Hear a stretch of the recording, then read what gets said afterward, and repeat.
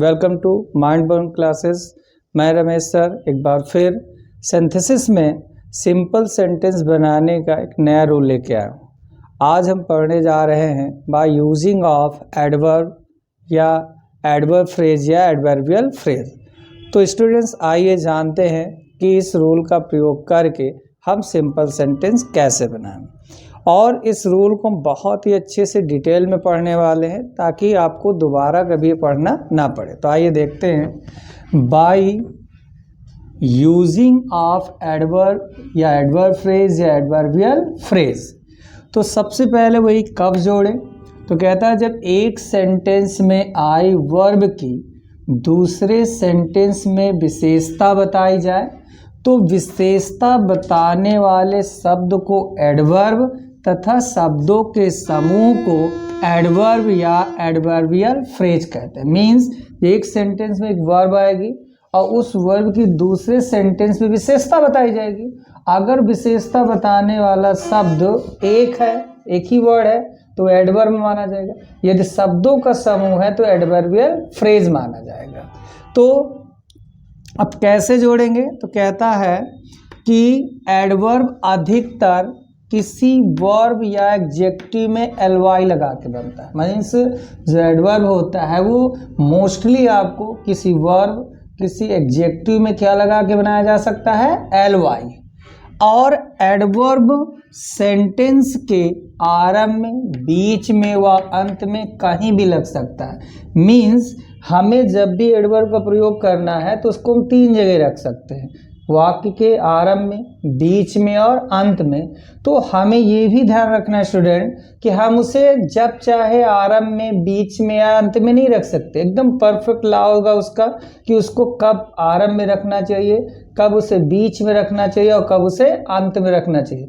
यदि आपको उसके रखने का प्रोसेस नहीं पता और उसे कहीं भी रखेंगे तो वाक्य सही होते हुए भी आप फिर गलती कर देंगे और गलत ही माना जाएगा। तो जैसे कि मैंने इसमें दिया फर्स्ट ए नंबर मैंने बताया कि फाइनाइट वर्ब वाला सेंटेंस, जो सेंटेंस एक बचेगा तो फाइनाइट वर्ब वाला, तो फाइनाइट वर्ब वाला सेंटेंस वर्ब टू बी का हो। काहे का हो, वर्ब टू बी मतलब is am are was verb का यूज होना चाहिए। तो वर्ब टू बी का है तो वर्ब टू बी के बाद अर्थात बीच में एडवर्ब का प्रयोग करते हैं। मतलब आपने एडवर्ब छांटा, अब उसे रखना चाहते हैं, अब आपको नहीं पता कि आरंभ में रखें कि बीच में कि लास्ट में। तो आपको ध्यान रखना है कि अगर फाइनाइट वर्ब वाला सेंटेंस वर्ब टू बी का है तो एडवर्ब वर्ब टू बी के बाद रखा जाएगा, अर्थात वो वाक्य के बीच में रखा जाएगा। ये फर्स्ट नियम है। सेकंड में बी नंबर में क्या कह रहा है कि जैसे लकली है, अनलकली है, फॉर्चुनेट है, अनफॉर्चुनेटली है और आपका अनडाउटेडली है। ये शब्द जो एडवर्ब होते हैं ये हमेशा वाक्य के आरंभ में रखे जाते हैं, या यूं कहूँ कि ग्रामकली हम ये कह सकते हैं कि ऐसा एडवर्ब जो पूरे सेंटेंस पर अपना प्रभाव डालता हो तो वो वाक्य आरंभ में आते हैं। तो उन्हीं में से ये कुछ आपके इंपॉर्टेंट शब्द हैं, जैसे luckily, unluckily, fortunately, unfortunately, undoubtedly. तो शब्दों का प्रयोग फाइनाइट वर्ब वाले सेंटेंस के आरंभ में प्रयोग करते हैं। मीन्स अगर आपको वर्ब टू बी का सेंटेंस मिल रहा है तो बीच में, और अगर इनमें से कोई शब्द आ रहा है तो आरंभ में, और अगर ये दोनों ही रूल उसमें मैच नहीं हो रहे तो आपको ऑटोमेटिकली उसको कहाँ रख देना है, अंत में रख देना है। आपको ये दो रूल फॉलो करना है। इन दोनों का प्रयोग हो रहा तो ठीक, अगर दोनों नहीं प्रयोग हो रहे तो फिर सेंटेंस में एडवर्ब कहाँ रखा जाए, एडवर्ब कहाँ रखेंगे सेंटेंस में, हमेशा अंत में कर देंगे। हाँ, इसमें एक और रूल हो सकता है कि मान लीजिए कि आपको एक साथ एडवर्ब और एडवर्ब फ्रेज दोनों आ गए सेंटेंस में, तो एडवर्ब व एडवर्ब फ्रेज जब दोनों हो तो कहता है एडवर्ब फ्रेज को आरंभ में प्रयोग करते हैं और एडवर्ब को अंत में प्रयोग करते हैं। तो ये आपके एक तरह से ऐसे तो तीन है, लेकिन अभी मैंने कहा ना कि जब ये रूल नहीं मैच होंगे तो अंत में रखेंगे। तो इस तरह आपको सिर्फ एडवर्ब छांटना काफ़ी नहीं होगा, एडवर्ब सही जगह पर रखना ही सबसे आपको आना चाहिए, क्योंकि सही जगह रखने के बाद ही वो सेंटेंस सही माना जा सकता है। अब हम इसी में एडवर्ब फ्रेज की कुछ बात करते हैं। तो एडवर्ब फ्रेज में जैसे दे रखा विदाउट एनी डिले, मतलब बिना किसी देरी के, बाय सनसेट, सूर्यास्त तक, फॉर अ फ्यू मिनट्स, कुछ क्षणों के लिए, इन नो टाइम, शीघ्र ही, आफ्टर अ लॉन्ग टाइम, कुछ समय, लंबे समय के बाद। तो ये एडवर्ब फ्रेज हैं, ये सेंटेंस में जैसे होते वैसे ही बाद में भी रखे जाते हैं, इनको एलवाई लगा के बनाया नहीं जाता। लेकिन एडवर्बियल फ्रेज में जो आएगा तो उसका वन वर्ड करना पड़ेगा। जैसे मान लीजिए आपको the cost does not count आया है, तो उसका एडवर्ब बनेगा एट एनी कॉस्ट। इन अ हरी आया है तो ये बनेगा हरेडली। और जस्ट नाउ आया है तो रिसेंटली में बदल जाएगा। विद रिगार्ड्स है तो रिस्पेक्टफुली में बदल जाएगा। तो इस तरह करके आप एडवर्ब बनाएंगे, एडवर्ब को सही जगह पर इन नियमों के आधार पर आप रखेंगे, तभी आपका वर्ब सही बनेगा। तो एग्जाम्पल के माध्यम से इसे हम समझने की कोशिश करते हैं। तो फर्स्ट सेंटेंस मैंने दिया कि Sita is a beautiful girl, Sita एक सुंदर लड़की है, और कहता है देयर इज नो डाउट, और इसमें कोई संदेह नहीं है।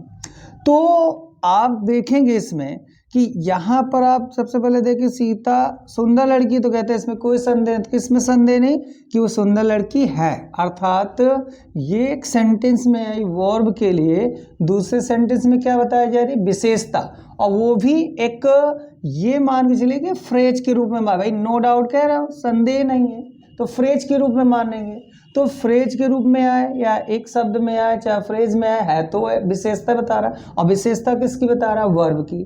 तो हमें पता है कि इसी का हमें क्या बनाना पड़ेगा, एडवर्ब। तो नो डाउट का एडवर्ब होता है अनडाउटेडली। क्या होता है, अनडाउटेडली। अब ये तो बहुत आसान रहा कि हमने अनडाउटेडली ले लिया, लेकिन अब हम उसको यहाँ फाइनाइट वर्ब वाले सेंटेंस के लास्ट में रखें कि आरंभ में रखें कि बीच में, ये हमारे लिए सबसे ज़्यादा इम्पॉर्टेंट होने जा रहा है। तो अगर आप देखेंगे तो जो फाइनाइट वर्ब वाला है आपका ये जो सेंटेंस है, ये वर्ब टू बी का सेंटेंस है। काहे का है, वर्ब टू बी का। तो वर्ब टू बी की वजह से हम इसे वर्ब टू बी के बाद अर्थात कहाँ रख सकते हैं, बीच में। तो हम इसको बनाएंगे क्या कि सीता इज, और नो डाउट का क्या होता है, अनडाउटेडली आ ब्यूटीफुल गर्ल। तो स्टूडेंट अब ये बना कि सीता निस्संदेह एक सुंदर लड़की है। अब कुछ स्टूडेंट के माइंड में ख्याल आ रहा होगा कि अभी तो सर आपने बताया था कि अनडाउटेडली वाक्य आरंभ में आएगा, तो इस सेंटेंस में अनडाउटेडली दो जगह लगा सकते हैं, क्योंकि दोनों कंडीशन कोई पा रहा है। एक तो वर्ब टू बी मानना है, तो वर्ब टू बी की वजह से हम इसे बीच में रख देंगे तो भी तो सही है। और अगर हम इसको मतलब पूरे वाक्य पर प्रभाव डालें तो उसके हिसाब से हम ए अनडाउटेडली यहाँ वाक्य के आरंभ में भी बना सकते, रख के बना सकते। मतलब Sita is undoubtedly a beautiful girl, या undoubtedly Sita is a beautiful girl, ये दोनों से बन जाएगा। नेक्स्ट सेंटेंस क्या कह रहा, सी लॉस्ट हर गोल्डन रिंग, उसने अपने सोने की अंगूठी खो दी। इट वॉज अनलकली, और कहता है ये बहुत ही क्या था, दुर्भाग्यवश था। तो कैसे खोई है, अनलकली। मतलब एक सेंटेंस में आई वर्ब की दूसरे सेंटेंस में क्या बताई जा रही, विशेषता। तो एक सेंटेंस में आई वर्ब की जब दूसरे सेंटेंस में विशेषता बताई जाए तो एडवर्ब, और एडवर्ब इसका क्या लगा कि बनेगा, तो मैंने कहा था वर्ब। एडजेक्टिव में मोस्टली एलवाई लगा के ही एडवर्ब बनता है। तो ये तो अनलकली तो बन जाएगा। तो मैं बार बार कह रहा हूँ कि उसको छांटना या उसका एडवर्ब बनाना इतना इम्पोर्टेंट नहीं है, जितना इम्पोर्टेंट आपको ये पता होना चाहिए कि अब इसे यहाँ पर कहाँ रखा जाए। तो मैंने कहा था ना कि आपका अनडाउटेडली हो चाहे आपका फॉर्चुनेटली हो, अनफॉर्चुनेटली हो, लकली, अनलकली, ये क्या होते हैं, पूरे वाक्य पर प्रभावित करते, इसलिए इनकी जगह हमेशा कहाँ होती है, वाक्य के आरंभ में। तो ये अनलकी से बन जाएगा अनलकली सी लॉस्ट हर गोल्डन रिंग, ये आपका बन गया। तीसरा सेंटेंस क्या कह रहा है कि सी एंसर्ड मी, उसने मुझे उत्तर दिया। और हीज आंसर वॉज करेक्ट, और उसका उत्तर सही था। तो यहाँ पर देखें आंसर कैसा था, सही। आंसर कैसा था, सही। तो एक सेंटेंस में आई वर्ब की विशेषता दूसरे सेंटेंस में एक शब्द ने बता दी, तो इसी शब्द का इसका क्या बनाना पड़ेगा, एडवर्ब। और एडवर्ब कैसे बनता है, मोस्टली एलवाई लगाकर। तो ये तो तुरंत आ जाता है ना समझ में, लेकिन हमने कहा बार बार मैं कह रहा हूं कि इसको इस सेंटेंस में कहाँ रखें, आरंभ में, बीच में कि अंत में, ये हमारे लिए सबसे चैलेंजिंग रहेगा। तो इसमें भी देखें तो ना तो ये वर्ड टू बी का है, ना तो ये वर्ड टू बी का है कि आप बीच में रख लो, और ना ही ये वर्ड उनमें सम्मिलित है, किसमें, लकली अनलकली वाले में। तो जब इसमें दोनों में नहीं है तो इसका स्थान कहाँ होगा, सेंटेंस के अंत में। तो ये हो जाएगा आपका सी आंसर्ड मी, और ये आपका करेक्ट से बन गया एलवाई लगा के करेक्टली, ऐसे। तो तीनों चीज हो गए ना, देखो वर्ड टू बी है तो बीच में हमने रख दिया, और आपका ये अनलकली लकली आपका पूरे वाक्य पर प्रभावित करे तो उसको हमने शुरू में रख दिया, और जब दोनों ही मैच ना हुए तो उसको हमने कहाँ रखा है, वाक्य के अंत में। नेक्स्ट सेंटेंस कहता है रितु मेट मी, रितु मुझसे मिली। She met me after a long time, काफ़ी लंबे समय के बाद मुझसे मिली। और द मीटिंग वॉज अनएक्सपेक्टेड, और जो उनकी मुलाकात थी उसकी कोई उम्मीद नहीं थी, आशा नहीं थी। तो अगर आप देखें कि रितु मुझसे मिली, तो मिली है, तो मिली कैसे है, तो दो तरीके, एक तो काफ़ी लंबे समय के बाद मिली है, और एक ये मुलाकात कैसी है जिसकी उम्मीद नहीं, अनएक्सपेक्टेडली।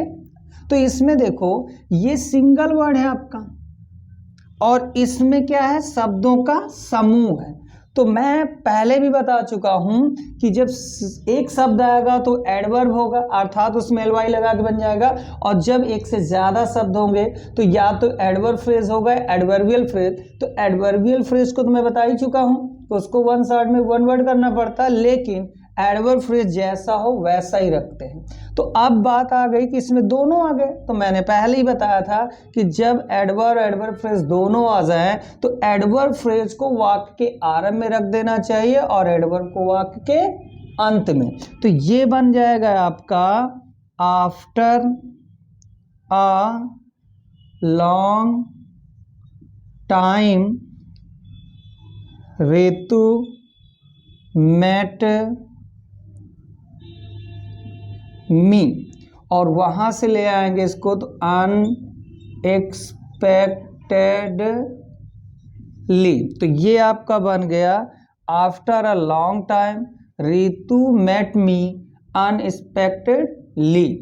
तो अब अगले क्रम में देखेंगे, पांचवा सेंटेंस कह रहा है कि सी रोट अ लेटर, उसने एक पत्र लिखा।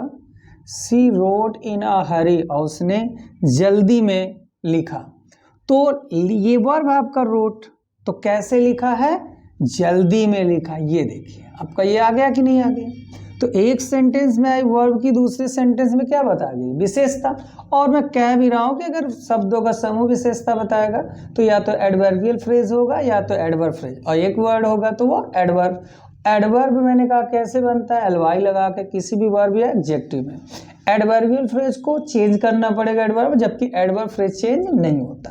तो इन अ हरी का अभी मैंने बताया कि इन अ हरी में आपको इन अ हरी का केवल हरेडली बनाना पड़ेगा। तो इस क्रम में देखेंगे तो ये तो बन तो जाएगा, लेकिन अब हमें इसको कहाँ रखना है, तो फिर से देखते हैं कि ये आपका वर्ड टू बी नहीं है और ना ही ये उन वर्डों में सम्मिलित है लकली और नकली में। तो इस दोनों चीज़ ना होने पर इसका स्थान कहाँ होगा, वाक्य के अंत में। तो हम इसको लिखेंगे कि सी रोट आ लेटर, और ये यहाँ से क्या हो जाएगा, HURRIEDLY, ये आपका बन गया। अगला क्या कह रहा है कि बाय दिस स्कूटी, इस स्कूटी को खरीदो। The cost does not count, और कीमत मत गिनो या कीमत की परवाह मत करो। तो खरीदना है और खरीदने पे क्या नहीं ध्यान देना, the cost does not count. एक पूरा का पूरा सेंटेंस उसकी क्या होता है, विशेषता। तो ये भी एडवर्बियल फ्रेज में आएगा, तो इसका भी एडवर्ब बनाएंगे, वो तो बन जाएगा। खैर एट एनी कॉस्ट होता है, लेकिन रखेंगे कहाँ, तो फिर से एक बात देखें, ना तो ये वर्ब टू बी है और ना ही ये एट एनी कॉस्ट आपका अनलकली लकली वाले शामिल है, तो इसकी भी कहाँ होगी पोजीशन, वाक्य के अंत में। तो ये भी क्या बनेगा आपका, buy this scooty at any cost, ये आपका बन के तैयार हो गया। नेक्स्ट क्या है, द मिनिस्टर स्पोक, मिनिस्टर बोला, he spoke for a few minutes, वह कुछ क्षणों के लिए, कुछ मिनटों के लिए बोला।